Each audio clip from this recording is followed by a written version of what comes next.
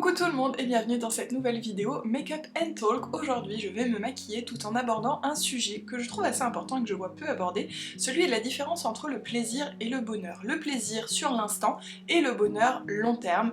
Pour moi c'est quelque chose qui, quand je l'ai compris, a fondamentalement changé ma façon de faire mes choix, et que ce soit au quotidien ou des grands choix de vie, mais tout simplement en fait je me pose cette question de est-ce que c'est un plaisir sur l'instant ou est-ce que c'est un bonheur qui va durer? Et je trouve que cette question a beaucoup de poids, donc voilà, j'avais envie de vous en parler, c'est parti. Je vais commencer avec le teint, je vais mettre une petite base de teint by Terry, hydratation éclat, correction couleur, elle est un petit peu beige, il en existe dans différentes teintes.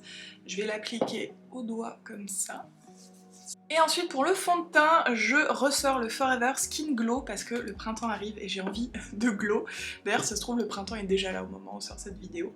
Et j'ai la teinte, je ne sais pas, 2N. Du coup pendant que j'estompe tout ça, revenons à notre sujet, le plaisir versus le bonheur. Est-ce que déjà vous faites une distinction? Dites-moi dans les commentaires si vous avez l'impression que votre vie est plus remplie de plaisir que de bonheur. Juste comme ça, sans forcément s'étendre sur une définition. Moi, je sais qu'il y a 2 ans, cette date n'est pas anodine, vous verrez après, ma vie était plus remplie de plaisir que de bonheur. Bien que j'étais heureuse, j'avais des bonheurs dans ma vie, mais au quotidien, je remplissais ma vie de plaisir plus que de bonheur. C'est-à-dire que mes plaisirs, qui sont souvent d'ailleurs des petits plaisirs, on met ce petit mot devant pas pour rien, et ben c'était des petites choses qui me faisaient du bien sur l'instant, mais pas sur le long terme. Des petites choses dont j'allais pas garder un souvenir, voilà, qui n'allait pas enrichir ma collection de souvenirs personnels de ah c'était un bon moment. Donc pour moi la distinction entre le plaisir et le bonheur elle se fait là. Le plaisir est fugace sur l'instant, mais il ne construit pas un bonheur long terme. Le bonheur, lui, des actions de bonheur, des moments de bonheur, en règle générale on va s'en souvenir et ça nous emmène sur cette vie qui nous épanouit en fait.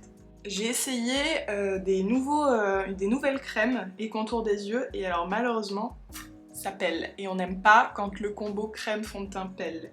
Franchement ce fond de teint est hyper joli, je pense que vous voyez le glow alors qu'il est sec, hein. Franchement ça fait même pas crème, il bouge pas, on peut ne pas le poudrer si vous n'avez pas la peau grasse.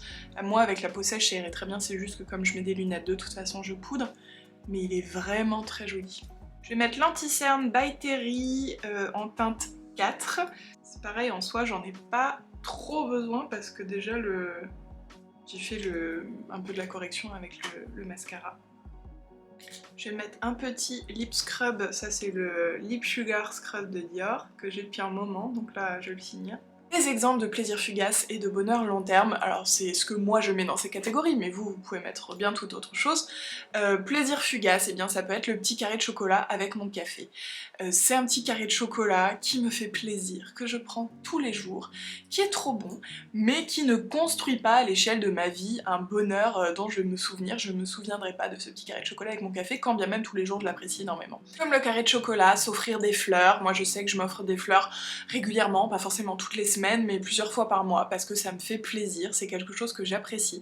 À chaque fois que je vois les fleurs chez moi, ça me fait sourire, ça me fait du bien. Ça construit pas un bonheur, encore une fois, à grande échelle, mais ça me fait plaisir sur le coup et à chaque fois ça me fait plaisir.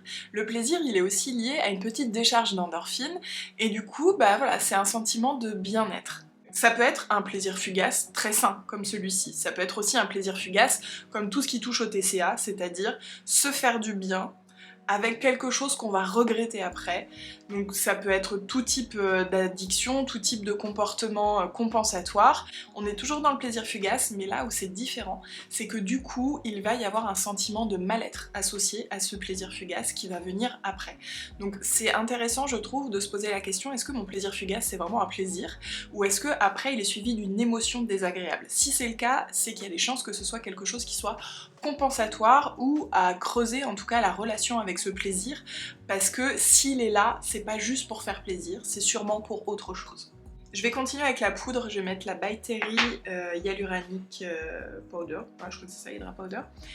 Et du coup, par rapport au plaisir toujours, je vous parlais d'endorphine, c'est clairement l'hormone du plaisir, et je trouve qu'on observe encore plus aujourd'hui ce besoin de s'offrir plein de bonbons d'endorphine dans la journée, et notamment lié avec les écrans. Que ce soit une série, que ce soit être sur les réseaux, répondre aux commentaires, guetter tous les posts, il y a ce côté un peu... en fait, à chaque fois qu'on a une notification, il y a un petit boost d'endorphine, et ça fait un petit bonbon de plaisir instantané en fait. Et donc on a tendance à manger beaucoup de petits bonbons d'endorphine comme ça dans la journée, finalement pour moins s'occuper du bonheur long terme, mais plus se remplir de petits plaisirs. Et c'est aussi pour ça que je voulais faire cette vidéo, parce que moi c'est quelque chose que j'ai réalisé il n'y a pas si longtemps que ça, donc il y a un peu moins de 2 ans.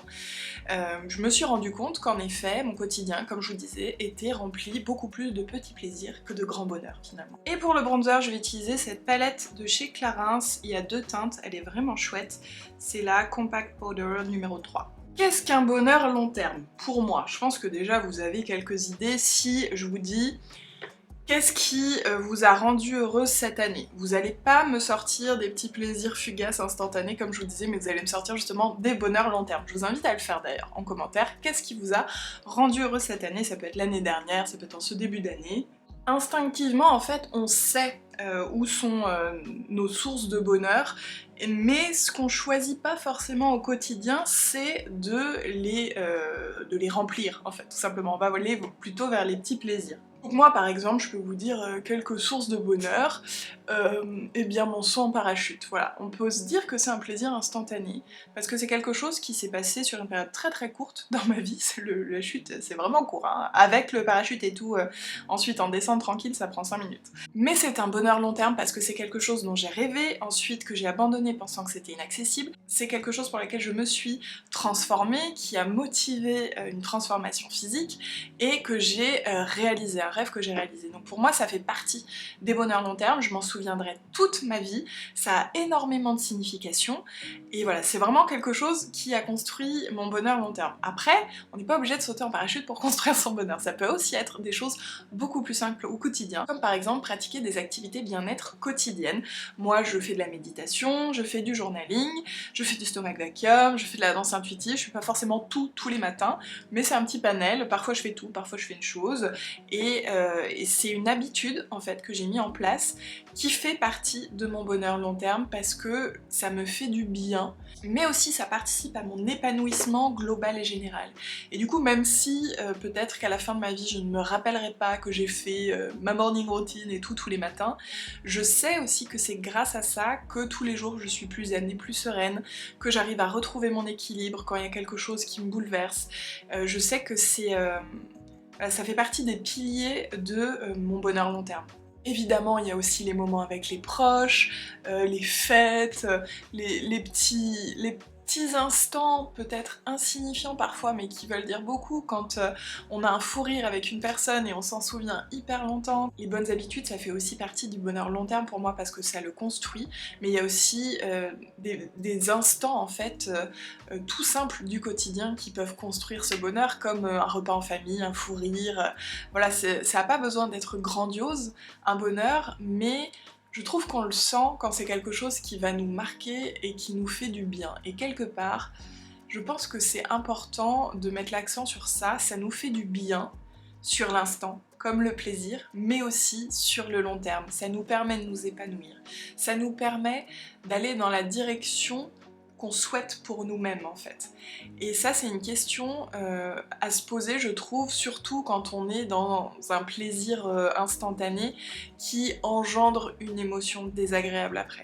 Je continue avec le blush, et ça c'est un petit blush que j'ai fait sur mesure chez By Terry. On peut faire ça, je trouve que c'est une trop chouette idée cadeau, je crois que je vous l'avais déjà montré.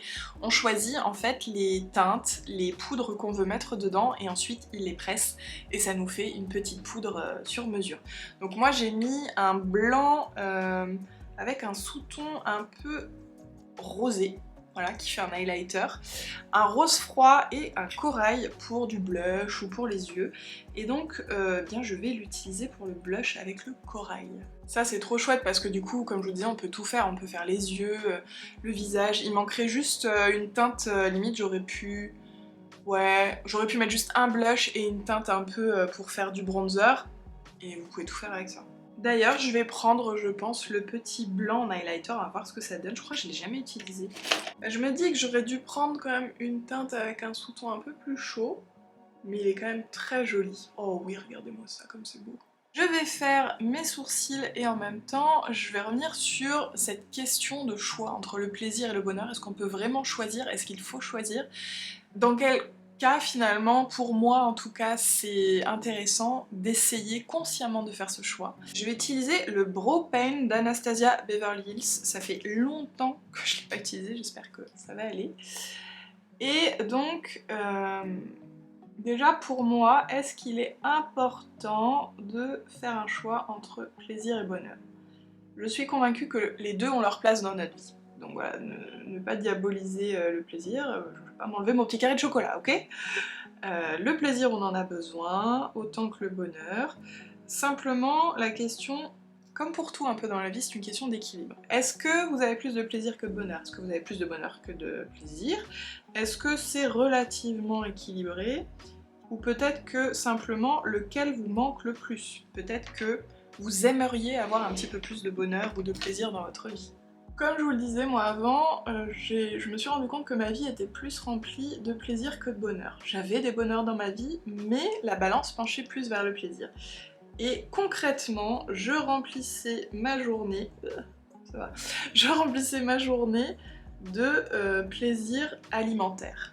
Voilà, c'était les plaisirs de ma journée, les repas, je les attendais comme le messie, ça rythmait ma journée, c'est notamment encore plus pendant le confinement. C'était vraiment ce qui me faisait le plus plaisir dans ma journée. Voilà, c'était mes repas.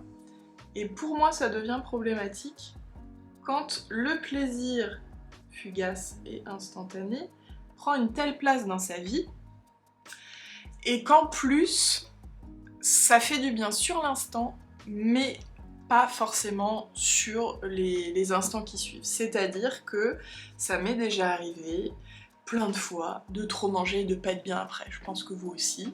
Sur le coup on se fait plaisir, là c'est trop bon et tout. Et peu de temps après on se dit oh j'en peux plus, je suis pas bien, après on a envie de dormir, des aigreurs d'estomac et tout. Donc plaisir fugace suivi d'une émotion désagréable. Pas forcément toujours de la culpabilité, moi je sais que je culpabilisais pas de manger, hein, mais sentiment d'inconfort, pas bien après. Et c'est du coup au début de mon coaching, d'où les 2 ans, que j'ai commencé à réaliser que l'alimentation avait une place dans ma vie qui était trop grande et qui était surtout très liée à mes émotions. Donc, je vous referai, si elle n'est pas encore sortie, une vidéo pour vous dire où j'en suis à l'heure actuelle avec mon alimentation et mes émotions. Mais c'est un travail, je pense, un peu de toute une vie, parce que contrairement à la cigarette, chose que moi j'ai arrêtée, on peut choisir de ne plus jamais fumer de sa vie, on ne peut pas choisir de ne plus manger. Donc voilà, c'est une certaine forme d'addiction qui est différente des choses qu'on peut complètement arrêter, et c'est pour ça que c'est un mécanisme de défense psychologique qui a tendance à rester ancré à vie. Je vous en parlerai dans une prochaine vidéo parce que ça mérite vraiment une vidéo à part entière. Mais voilà, c'est ce moment-là où je me suis rendu compte que j'avais plus de plaisir fugace dans ma vie et que ça ne m'apportait pas finalement de bonheur long terme. Pour les yeux, je vais utiliser cette palette by Terry qui est trop jolie, la Terrific Glow Eye Palette, c'était l'édition de Noël. Regardez ça, je crois que je vous l'avais déjà montré, je sais plus. Elle est avec plein de nude en fait, mais il y a autant de chaud, de froid, de mat, d'irisé, je trouve que c'est vraiment une palette parfaite. Il lui manque uniquement un petit blanc un peu nacré, parce qu'on est que sur du doré, donc ça j'aurais bien aimé, mais sinon je la trouve vraiment très très bien. C'est des pinceaux Real Techniques si vous demandez les verts là, je trouve que la couleur est vraiment pas jolie, mais ils sont sympas. Donc est-ce qu'il faut choisir entre plaisir et bonheur? Comme je vous disais, non. En revanche, se poser cette question de est-ce que mon action m'apporte un plaisir uniquement sur l'instant, est-ce qu'il est suivi d'une émotion négative ou pas, pour moi c'est quelque chose de très important à se demander si vous pensez que potentiellement ça ne vous fait pas du bien. voilà, ce plaisir. Par exemple, ça peut être aussi, parce que je parle beaucoup d'alimentation, c'était un peu au cœur de mon sujet, mais ça peut être aussi une personne, voilà, quelqu'un que vous gardez dans votre vie. Vous aimez passer des moments avec elle, mais au final vous vous rendez compte qu'elle a une influence sur vous qui est négative dans le sens où elle ne vous fait pas du bien, elle ne vous porte pas vers le haut.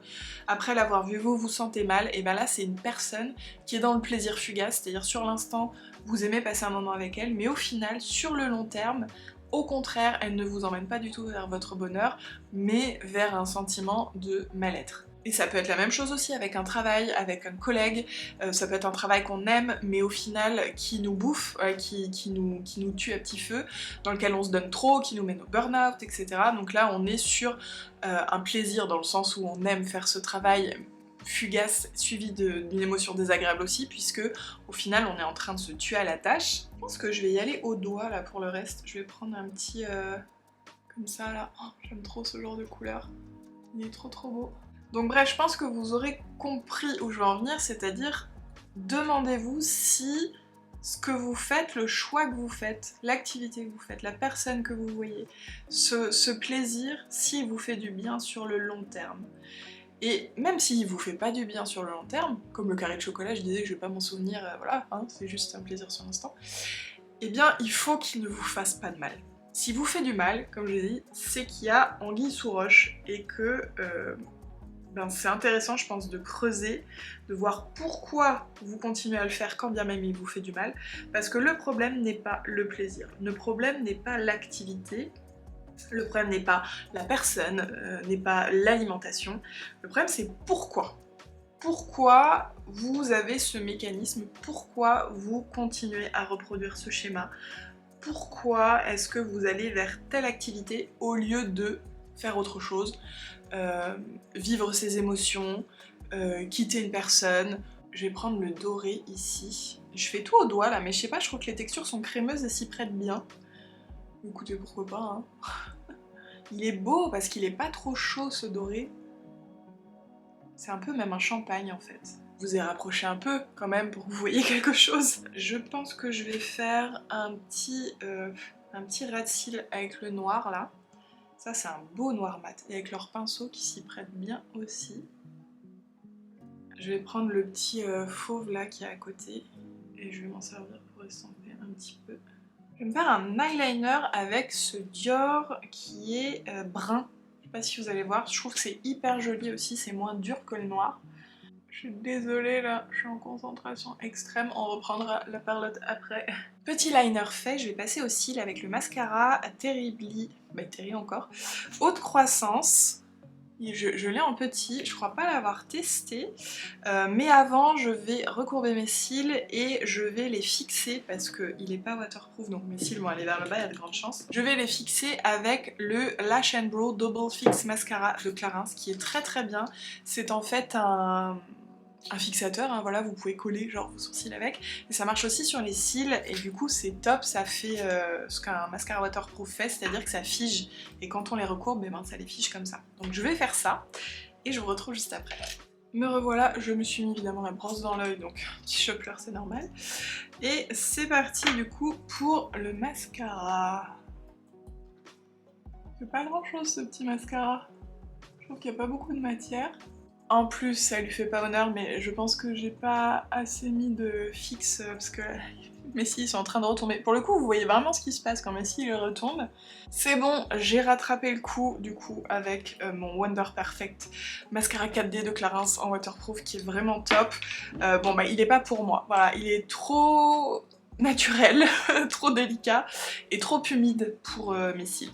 Avant de finir avec les lèvres, je tiens à vous dire quelque chose qui pour moi aussi est très important, c'est que c'est normal d'avoir beaucoup de plaisir dans sa vie, de chercher les plaisirs, de chercher les bonbons d'endorphine. C'est normal d'avoir des plaisirs qui entraînent des émotions négatives, c'est normal de culpabiliser, c'est normal de pas être bien parfois après.